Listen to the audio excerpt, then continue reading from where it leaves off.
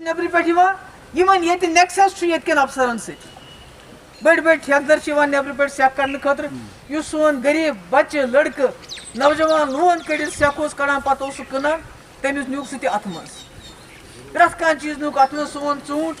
دپان اس ہسا پیسٹسائڈ دِوان سہ تیُتھ آسان کہ سکیب لگان سٲرسٕے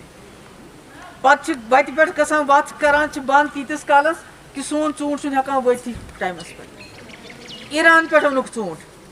وجہ کیٛاہ چھُ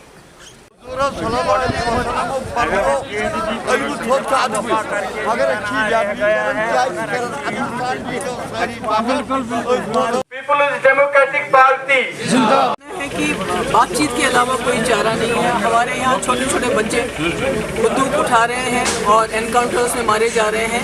تو جس طرح چین کے ساتھ بات چیت ہوئی, جس طرح پاکستان کے ساتھ بارڈرز پہ سیز فائرنگ کرنے کے لیے بات چیت ہوئی, اسی طرح میں سمجھتی ہوں کہ جموں کشمیر کے لوگوں کے ساتھ خاص کر یہاں کے جو جوان ہیں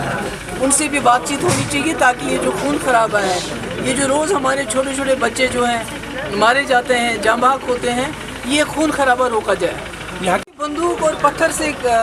کچھ حاصل ہونے والا نہیں ہے. ہمیں جو ملک کے جو ہمارے کسان ہیں ان سے سبق لینا چاہیے. نہ ان کے ہاتھ میں بندوق ہے, نہ ہاتھ میں پتھر ہے, مگر پوری دنیا آج ان کی وکالت کرتی ہے اور مرکزی سرکار کے اوپر دباؤ ڈال رہی ہے کہ ان کے ساتھ بات چیت ہو اور ان کا مسئلہ حل ہو. اسی طرح میں سمجھتی ہوں ہم جموں کشمیر کے لوگوں کو بھی ایک پرامن طریقے سے کوشش کرنی چاہیے, پرامن طریقے سے ایک اسٹرگل کرنا چاہیے, نہ صرف جو ہمارا کھویا ہوا وقار بحال کرنے کے لیے, بلکہ مسئلہ کشمیر جس کی وجہ سے ہمارے ہزاروں لوگ, ہمارے ہزاروں نوجوان جو ہیں